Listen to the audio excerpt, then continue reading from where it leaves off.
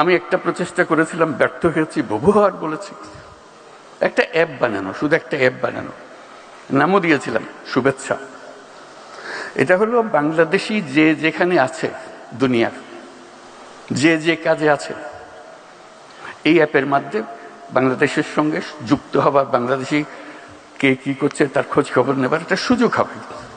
তার বিশেষ বৈশিষ্ট্য কি, তারা সেই বৈশিষ্ট্যের আরও কারা আছে তারা একটা সাব গ্রুপ করবে। তারা বলবে আমাদের, আমি তো এই কাজ করি, আমি তো এটা বাংলাদেশে যে কোনো সময় করে দিতে পারি। আমাদের যে অ্যাসেটস সারা দুনিয়াতে ছড়িয়ে আছে এবং তাদের আন্তরিকতার কোনো সীমা নেই, একটু ইশারা দিলে আপনি আছে, কিন্তু আমরা নারাজ তাদের সঙ্গে আলাপ করতে। এই অ্যাপটা এই হচ্ছে করতে করতে আজ পর্যন্ত হলো না। একটা জায়গা আমরা যদি টেকনোলজি এতই বুঝি, এতই আমাদের কৃতিত্ব, এই কাজটা কেন করতে হবে? একটা জায়গা যেখানে আমরা সবাই একত্র হব, যারা ইচ্ছুক তারা পাতে নিজেদের সাব গ্রুপ করবে, আমি এখান থেকে এই সাবজেক্টে আমি করতে পারি, এই কাজটা আমরা তো এটাই রিসার্চ করেছি, এটাই তো বের করেছি।